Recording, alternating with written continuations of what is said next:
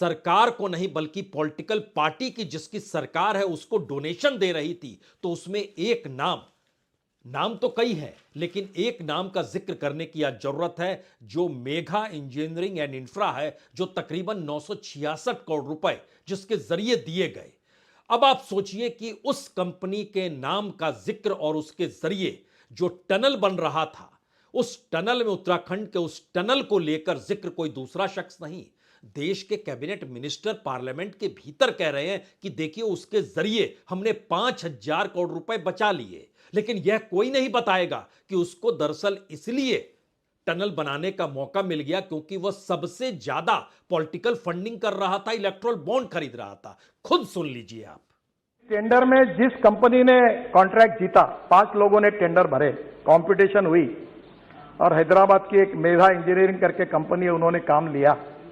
और फारूक साहब, इस एक ही काम में हमारी सरकार ने एस्टिमेट कॉस्ट से 5,000 करोड़ रुपए की बचत की और ये करके दिखा। जाहिर है ऐसी बहुत सारी कंपनियां होंगी जो सरकार के साथ मिलकर इस देश के इंफ्रास्ट्रक्चर को शानदार बनाने में लगी होगी। लेकिन फिर वही सवाल है, इस देश के भीतर किसी भी क्षेत्र में एक नहीं सैकड़ों कंपनियां काम करती हैं। उनमें इस देश के भीतर जो प्रोडक्शन यानी मैन्युफैक्चरिंग से जुड़ी हुई जो भी कंपनी थी उसका नेटवर्क क्यों नहीं बढ़ रहा था?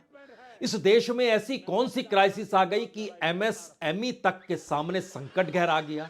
वो कौन सी परिस्थिति थी जिसमें मुद्रा योजना का जिक्र सरकार बार बार करती है और बताती है कि हमने कितने करोड़ लोगों को लाभ पहुंचा दिया और वो नौकरी नहीं चाहते हैं बल्कि नौकरी देने की स्थिति में है। बावजूद इसके इस दौर में इस देश में जो बेरोजगारी की दर है वो सबसे ज्यादा क्यों है? असमानता सबसे ज्यादा क्यों है? ये सारे सवाल क्या कॉरपोरेट को लाभ पहुंचाने से जुड़े हैं?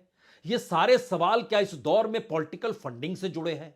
ये सारे सवाल क्या इस दौर में पैसे वाले का पैसा और बनता चला जाए और इस देश का गरीब और गरीब होकर सरकार के वेलफेयर योजनाओं पर अपनी जिंदगी बसर करने को मजबूर हो जाए? क्या ऐसी परिस्थिति है?